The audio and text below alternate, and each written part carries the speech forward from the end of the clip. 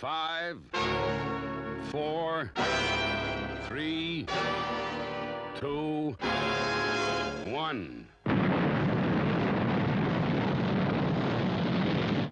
Thunderbirds are go.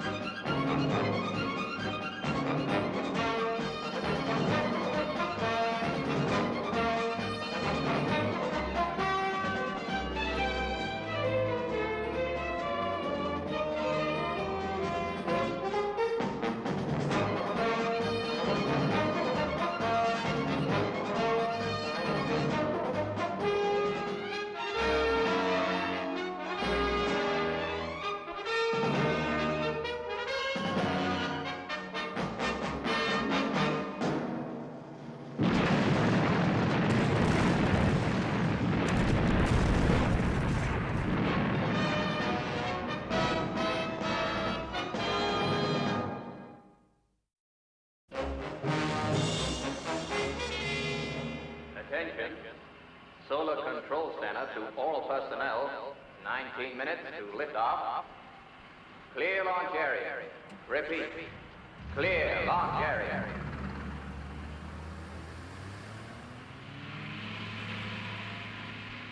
Well, viewers, excitement is mounting in Blockhouse 42 here at Cape Kennedy as the most daring rocket launching of all time counts down.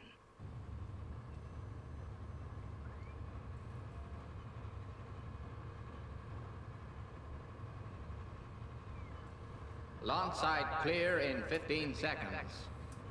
Start thrust checks at liftoff minus 15 minutes.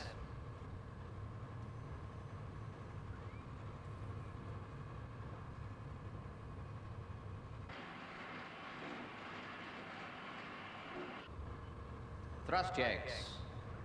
Minus 10 seconds. Sounding amber alert. Thrust checks minus 5, 4, 3, 2, 1. Ignition. Ignition go.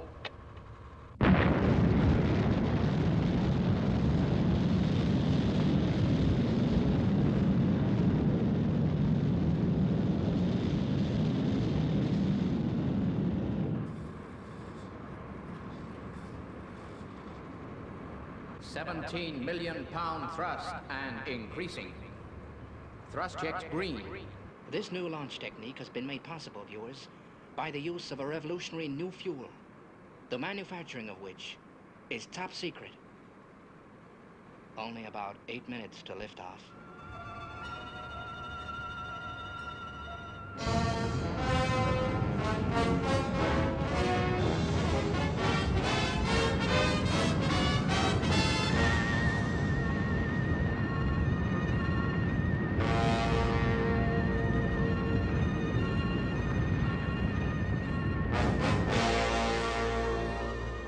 £20 million thrust and steady. Gantry retraction green.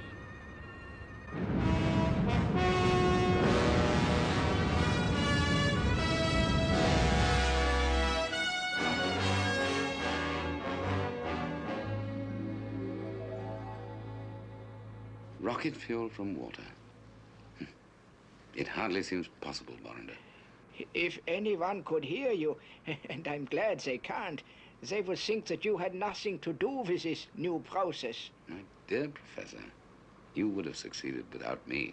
Sir Jeremy, I had been working on this project for 10 years without success before you joined me. Remember?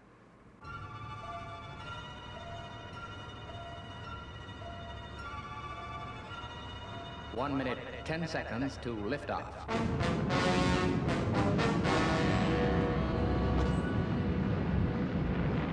60 seconds to liftoff.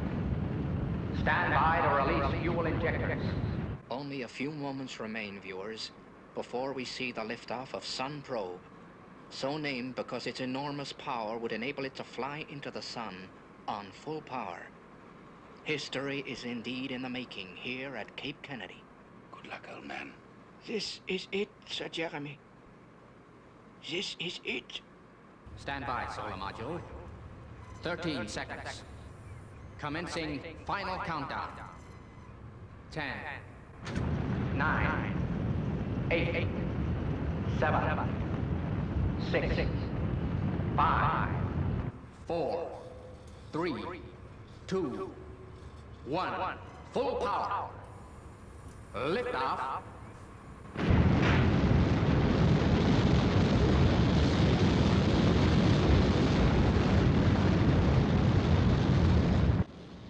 Liftoff. A-OK.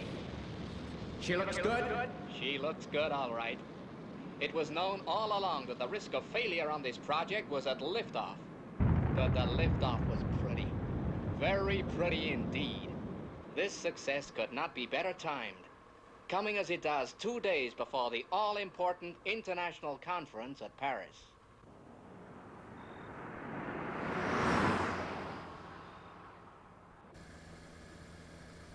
Paris is now 20 kilometers away, milady. Where do you desire to go when we get there? The Café Etalon, Parker. I'm meeting Sir Jeremy Hodge there at midnight. He seems to be in some kind of trouble. Sir Jeremy Hodge? Isn't he the scientific gentleman who helped to form our organization? Yes, Parker. He helped Brains to get certain components of the Thunderbird machines manufactured secretly in Europe. So he's one of us then, milady? Yes, Parker. He's one of us.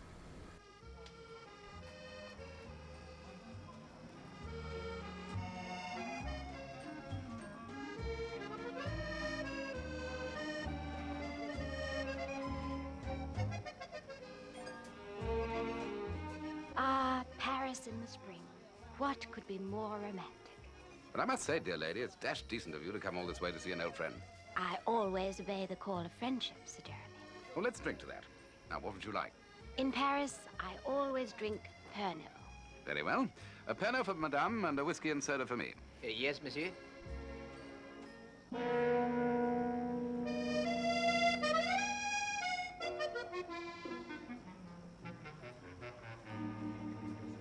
But come now, you didn't bring me all this way for nothing. Why the air of mystery? Why this midnight rendezvous? Is it safe to talk? Did anyone see you come here? No one. Apart from Parker, nobody knows I'm in Paris. Good.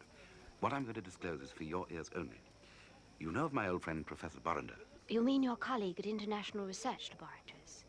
2 nights ago, after the international conference here in Paris, I saw him off by train to Thunderbird. When the train reached its destination, he simply was not on it. Careful.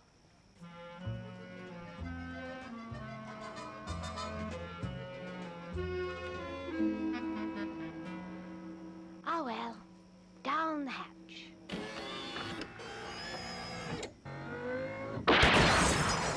Jink! Beg pardon, milady, but the drink was drugged. Oh, I am so sorry, madam. I had no idea. The gentleman asked me for a light, and he must have put something in your glass when my eyes were blinded by the flame. Oh, dear, how tiresome. It looks such a pretty Pernod, too. Any sign of him? Not a dash thing, Penelope. I'm afraid he gave us the slip, milady. It looks as if he's left something behind.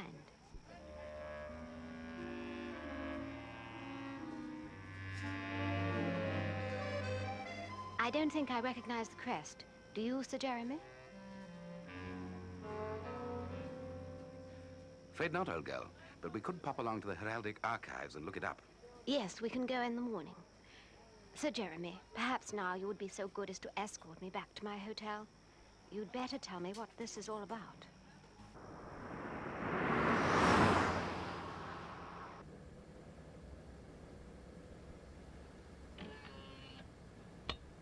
First of all, you are certain that Professor Borrender traveled on that train? Absolutely. I saw him off at the station myself, but the attendant on the train swears that I'm mistaken and that no one of that name traveled. Can you think of any reason why the professor should disappear like this? One excellent reason. For the past year, he and I have been engaged on experiments with seawater. But Professor Borrender and I have just perfected a method of converting seawater into fuel. But to convert water into fuel is a very delicate process and can be performed only with the facilities that the professor and I have devised. In the wrong hands, this process could contaminate the oceans of the world. And the consequences to mankind could be pretty terrifying. Now I understand your precautions. I don't think you do. Not completely. You'll remember the launch last week of the new Sun probe rocket. Don't tell me that rocket was launched on your new fuel. It was indeed. So apart from the dangers I've mentioned, it's possible that the discovery could upset the balance of power and start a world war. International Rescue owes you a great debt, Sir Jeremy. We are at your service. What would you like us to do? You must help me find the professor, dear lady. Of course, and we've got to work fast. We're up against men who will stop at nothing. I shall require information about Professor Borrender and the recent conference at Paris. Sir Jeremy and I are taking the night train to Ahmedabad tomorrow. Think you'll need any help? Not till we get to Ahmedabad. We just want to make a few investigations on the train. We'll be playing it pretty cool. I bet you will. Okay, Penny. I'll send Virgil with Thunderbird 2 and the equipment I think you might need. He'll meet you at Ahmedabad. Very well then, Jeff. Over and out. Come in. Will you be wanting anything else tonight, milady? Have you made the reservations on the night train to Ahmedabad? Yes, milady. I have secured adjoining Pullman compartments for yourself and Sir Jeremy. Excellent. Good night, then, milady. Oh, Parker. Yes, milady? That was good shooting tonight, Parker. Thank you. Good night, milady.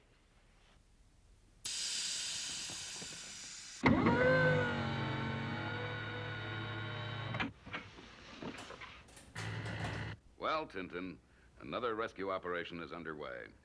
I'm sure the boys are sorry they're not joining Penelope in Paris. And I can't blame them. Oh, there'll be time enough for sightseeing later. Right now, they're needed at Ahmedabad to make investigations at that end.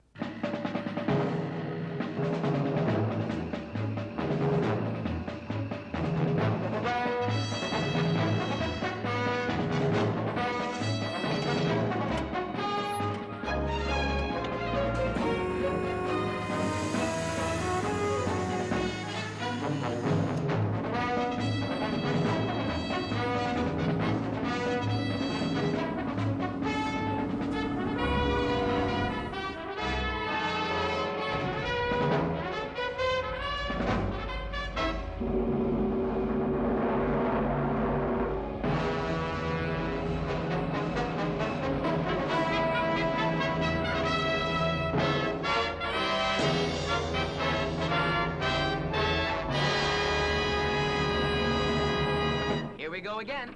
Yep. Good luck then, boys. Keep in touch at all times.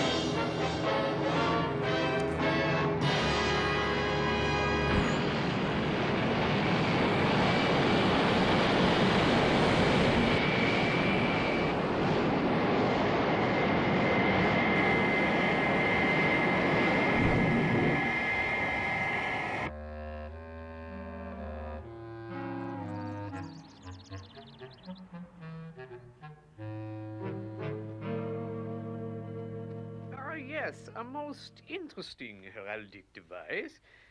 Yes, I think you've come to the right place. If you go down to our lower vaults, you'll find what you're looking for. Capital. And where might they be? Down these steps, monsieur.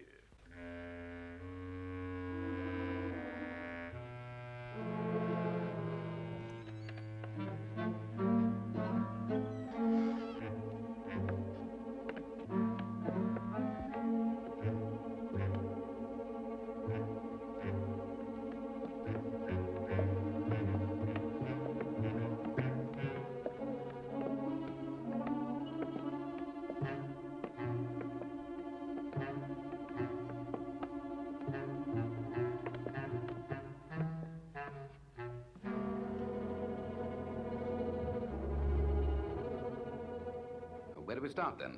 Let's try over there.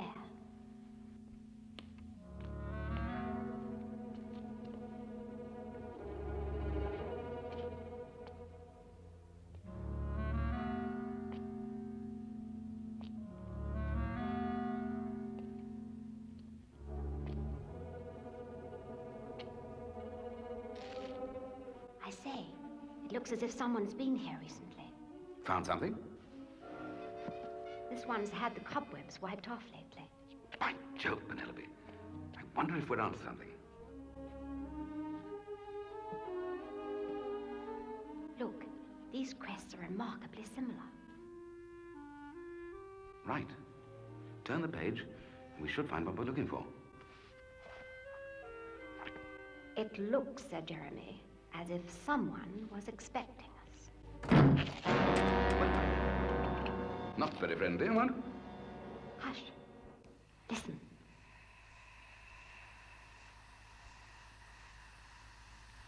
By Jove. It's gas. And not a window in the place. A very clever way of disposing of us. Well, we'll soon see about that. Here, you out there. Are you listening? Open this door. Do you hear? Open this door at once. I thought that librarian was a phony. Of course. He must be the stranger at the cafe who tried to poison me. He must have remembered leaving the matchbook behind. By Jove, the gas is simply pouring into the room. Never mind, Sir Jeremy. Parker will have us out of here in no time. I say, open this door at once. We're British. Come in, Parker. Come in, Parker. Can you hear me? Loud and clear. Keep a lookout for a stranger leaving the building. Probably wearing a green jacket. Yes, milady. He's just leaving the building. Going in pursuit now. No, Parker. I think you better come and get us out of this dungeon first. It's no use. We're well and truly trapped.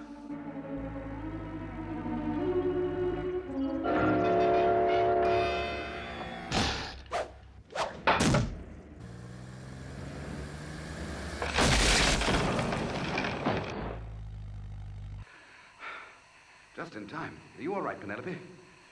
Yes, perfectly. I knew Parker wouldn't let us down. Sorry to keep you waiting, milady. The next step is to get to Thunderbirds. Come, Sir Jeremy. You and I have a train to catch.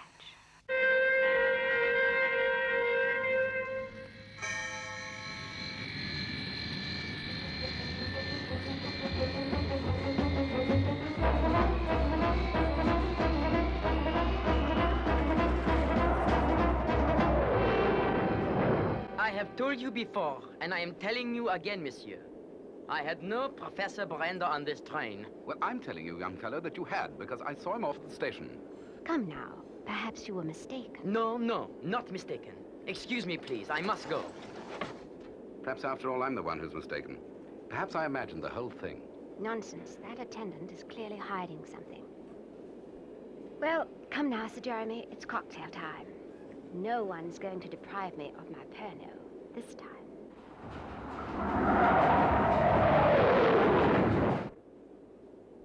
I told him nothing, Dr. Godber.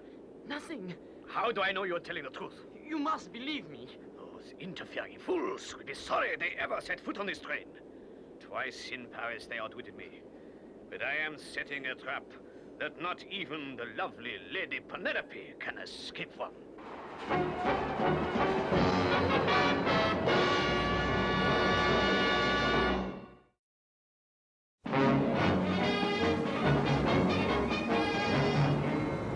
Okay, Father, will do. And when you get to Thunderbirds, make a landing on hill GF/0. From there, you ought to get a good view of Penelope's train as it emerges from the Thunderbirds tunnel. Say, that's some length of tunnel. Yeah, must be pretty lonely inside that mountain. Any more news from Penelope? No, I expect she's just sitting back enjoying the trip.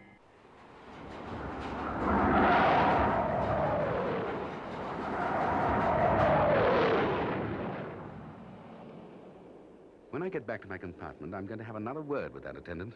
Very well, Sir Jeremy. But now, let's forget the whole thing for a moment and drink our coffee. I say. What's this? Beware, you are dealing with desperate men.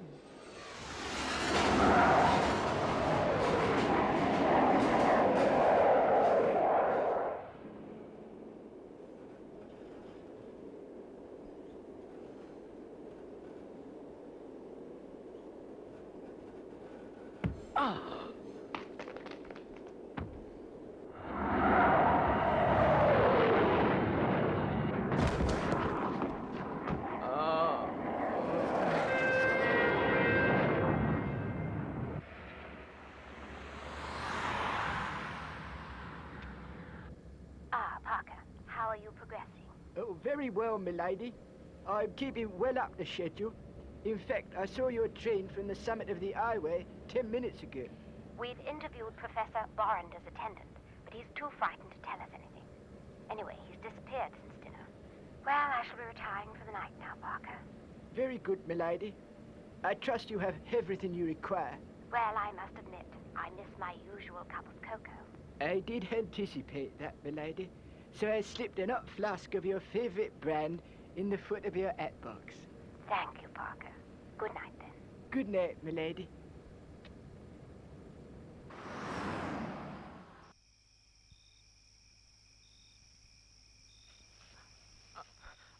I must warn them.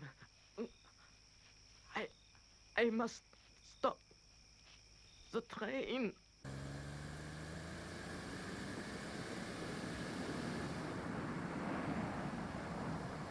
Got to stop the train.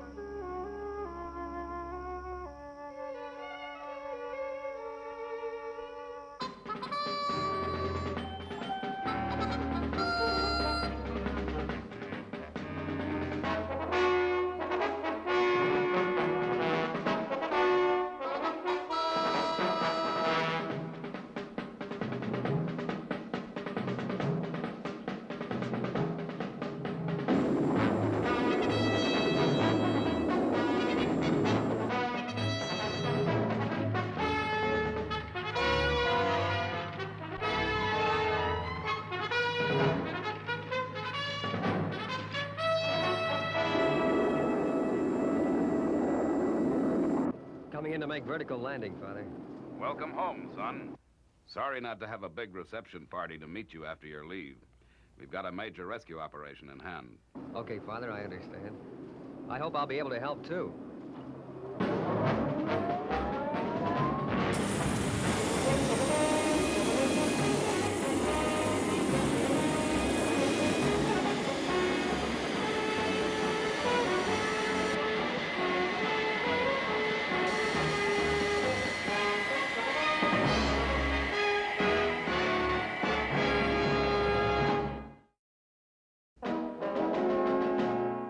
So you see, Scott, the forces of international rescue are converging on the city of Thunderbirds from 3 directions. Virgil is going to land on this elevation here, and will rendezvous with Parker, who's coming down the highway Q44 from this direction. Then Penelope's train will come into Thunderbirds Junction through the Thunderbirds Tunnel here. Well, when does Virgil reckon he'll get there? Well, I'm expecting him to radio in at any moment to tell me just that. It all looks pretty well organized to me. But I'm sure sorry this had to happen while I was away on vacation. Don't worry, son. Gordon needed a change from underwater rescues anyway. Go ahead, Virgil. How's it going? All according to plan, Father. We should be arriving at Thunderbirds 1 hour after dawn, taking up position on hill GF0. Parker tells me that Penelope is settled down for the night, and he's now proceeding to Thunderbirds ahead of the train. He expects to arrive soon after we do, and will later pick up Penelope at the station. Good. Well, I don't think much else can happen before that train gets into Thunderbirds.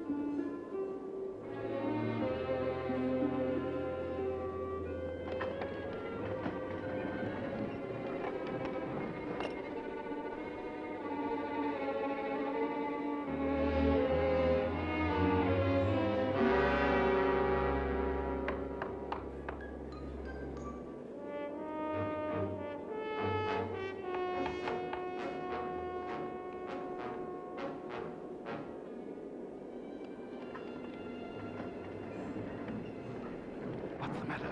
Someone's been listening at my door. Come along quietly so as not to waken the other passengers.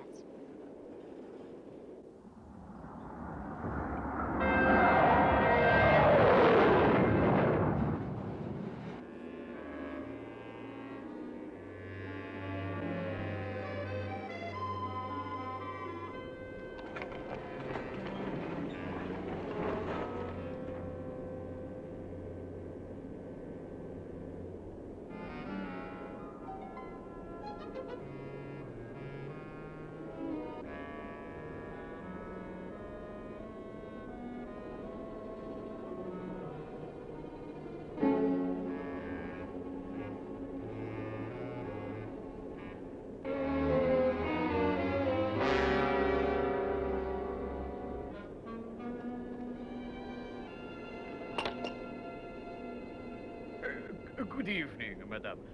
Can I help you? Well, we are looking for our attendant. We haven't seen him since dinner. I am your new attendant, madame. I shall be taking care of you for the second half of the journey.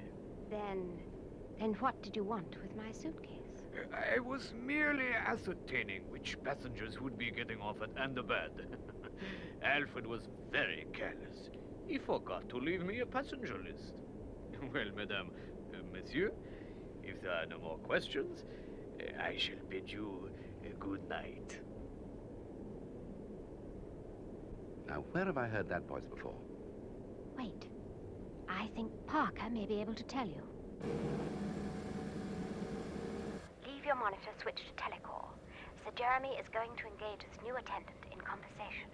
I want you to tell me if this is the man you saw leading the archives in Paris. Very good, milady. You rang, monsieur? Yes, that's right. I'd like to order my breakfast for the morning. I want, orange juice, cereal with plenty of sugar, some eggs and bacon, and, some strong coffee and cream. Is that quite clear? Perfectly, monsieur. Well, That's him, milady.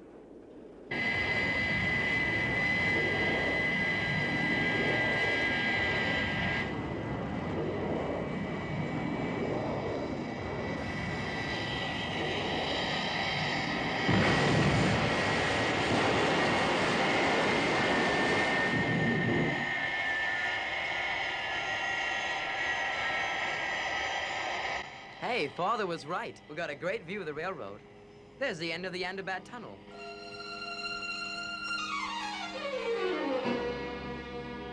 Yep, that's where Penelope's train will be coming from. Hey, and look! Here comes Parker.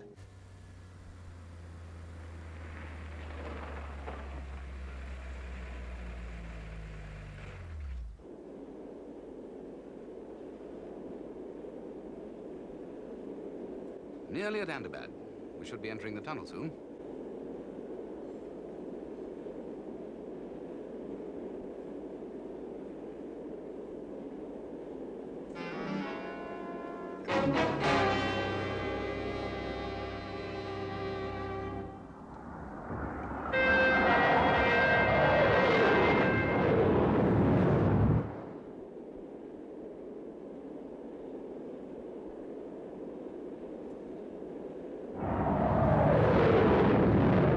Yep, that's right, Parker. The train shouldn't be long now. You better get down to the station.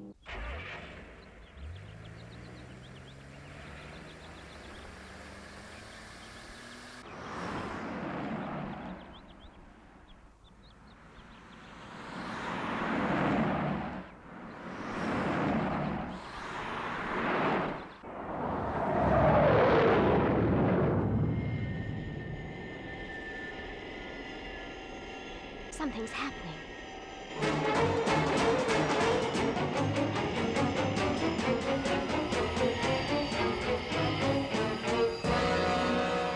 There must have been a power failure. You are right, Lady Penelope. There has indeed been a power failure. Now come with me, please. Quickly. Okay, so when do we get started? Relax, will ya? We can't do anything till Lady Penelope gets here. Parker will bring her as soon as the train gets in. Maybe that's Parker now. Lady Penelope's train is going to be late. What's happened? There's been a power failure in the Thunderbird tunnel. Yeah, I don't like the sound of that. All right, Parker, you better check exactly where that train is and then report back. Go ahead, Virgil. Father, Lady Penelope's train is at a breakdown in the middle of the Thunderbird tunnel. Right, Virgil. Better stand by with the monobrake. Yes, Father. But surely Penelope would have radioed in if there had been any trouble. Tintin, that Thunderbird tunnel goes straight under the Alpine belt. No radio waves can penetrate that far.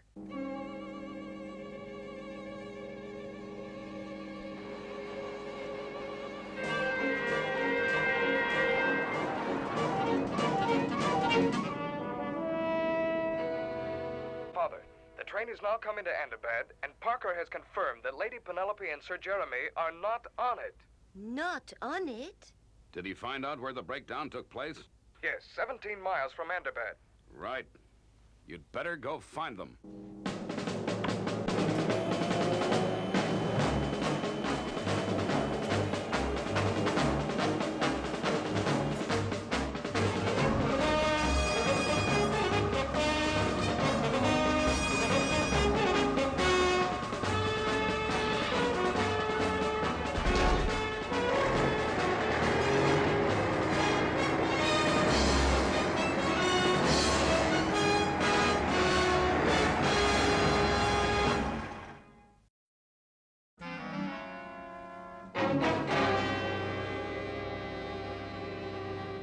Well, now that you've got us here, what do you intend to do with us?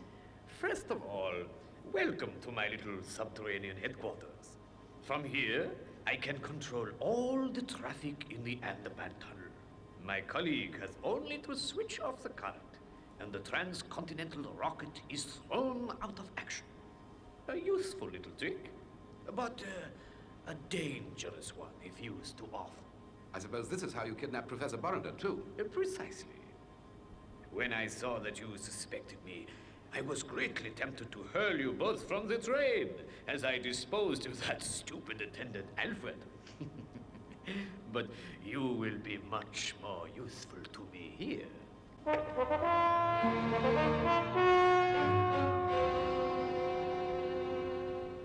Professor Borrender, thank heaven you're safe. Sir Jeremy, how on earth did you find me? Borrender, who is this blackguard? Forgive me, Sir Jeremy. I am Dr. Godber. You no doubt have never heard of me, but I know much about you and the fascinating discovery that you have made, along with Professor Borrender. He was present at the Paris conference last week and knows about our experiments. The conversion of seawater into fuel. A brilliant achievement, gentlemen, and one which I intend to make use of. You will never get us to tell you the formula. Never. With you, I have so far failed, Professor. But I think that now I have captured the lovely Lady Penelope, I can make you and Sir Jeremy talk.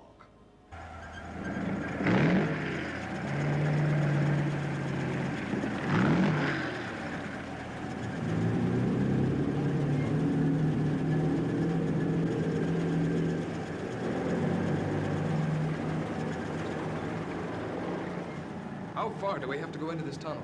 17 miles. So let's step on it. When did they say the express was due? Now relax, will ya?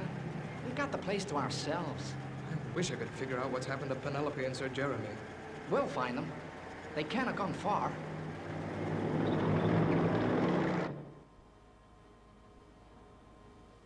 Now, gentlemen, you see that I really mean business. Perhaps you will tell me the details of your conversion formula. Never. Even if we told you, what good would it do you? Oh, a great deal of good. It would make me the richest man in the world. All right, Roach, lower the ladder.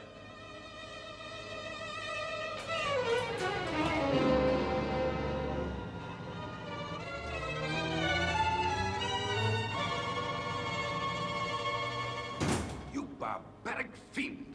Now, all we have to do is wait for the express to pass. I think it should be entering the tunnel in about 9 minutes.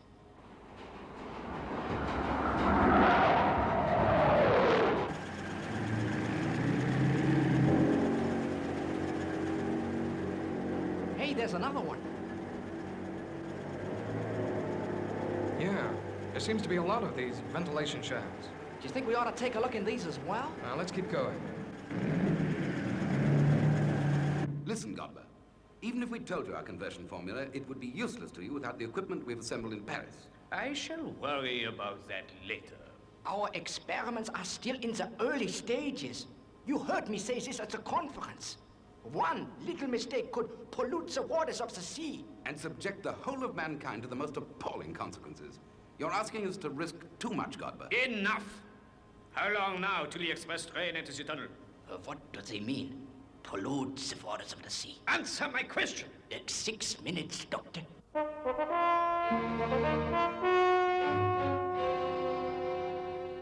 Hello, Father? Still no sign of Virgil and Gordon. Or anyone. All right, Alan. Be patient. Tell you what, Father. I'll just get onto my hover bike and mosey up that tunnel. No, Alan. You're needed where you are. We can't risk any more lives. Father, just let me fly out there in Thunderbird 1. I could be out there in a couple of hours. Yes, Scott. But the express will be there in a couple of minutes.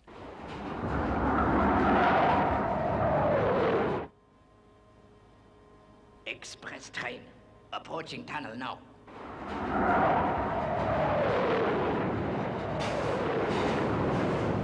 Express now in the tunnel.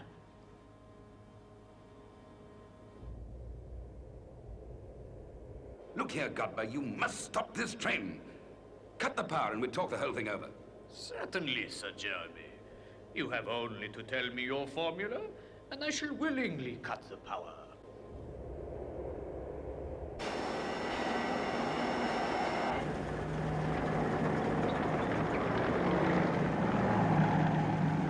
Cut the engine. Can you hear anything? It must be the express. It's funny how the echo brings it nearer. How far have we come? Over 16 miles. They must be around here somewhere. I wonder how far away that is. I wonder how far away that is. Right. Let's see what's round that bend.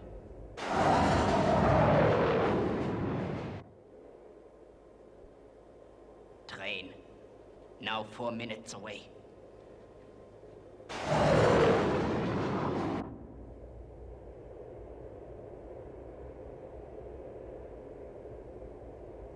Soon I shall have to turn out the lights so that no one sees us from the train. They may catch a glimpse of Lady Penelope, of course, but by then it will be too late to stop. For the last time, Godber, won't you listen to reason? The fuel conversion formula would be useless to you.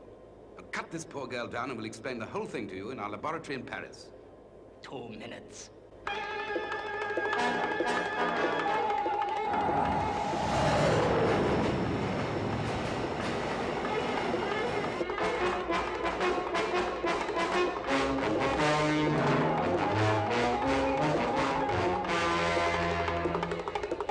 Godber, we implore you, spare this young girl. It's too late. My plan has failed. I shall have to leave Lady Penelope to her fate.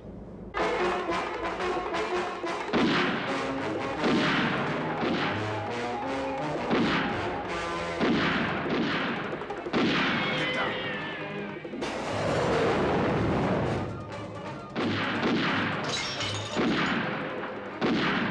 Roach, stop the train. Stop the train.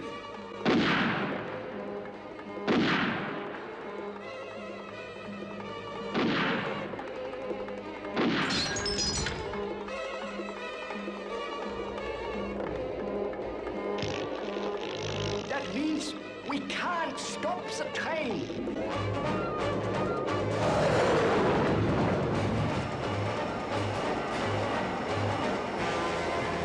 Hollander!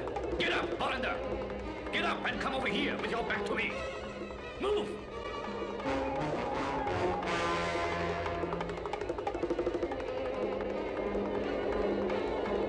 Okay. I'll give you 10 seconds to throw your gun down and come out with your hands up.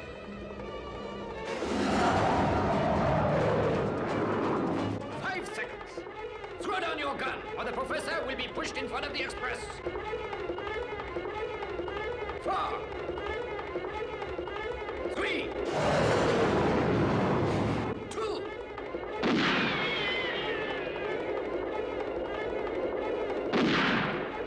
Here she comes.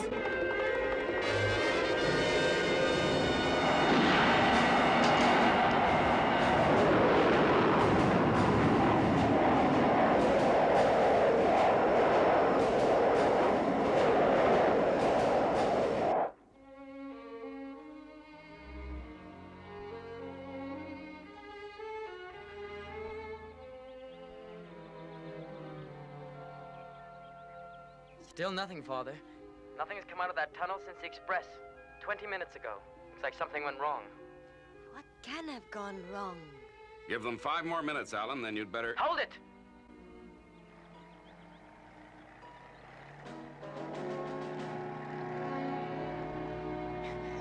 Guess I spoke too soon, Father.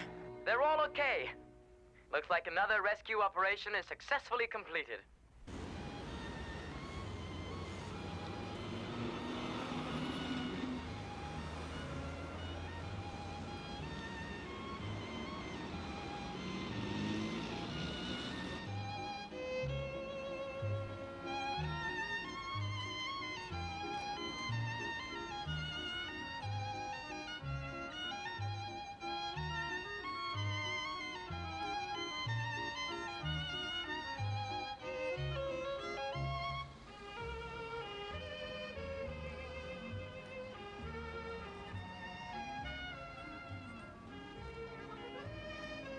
A fine thing. My first night in Paris ever. And I get serenaded with gypsy music. Now that will do, Alan. You just drink up your coke. I don't get it. As soon as we get back to Paris, all the other fellas push off to the Follies. Why not me? Because you're too young. Now, cheer up. Parker will be along in a minute to take us to the best nightclub in town. Oh, great! I love dancing with Parker. He does a very interesting rumba, they tell me. Ah, here is Parker now. Darling, you look wonderful. Hmm? Tintin! How did you get here? Well, your father thought she deserved a vacation. Et voilà. Well, ladies, we'd better get going or we'll miss the floor show. My Penelope, old girl, you haven't touched your piano. Yes. Well, the last time I had a piano at this bar, I was just raising it to my lips. When, bang, I was off on another adventure. We'll drink up and see what happens this time. By Jove!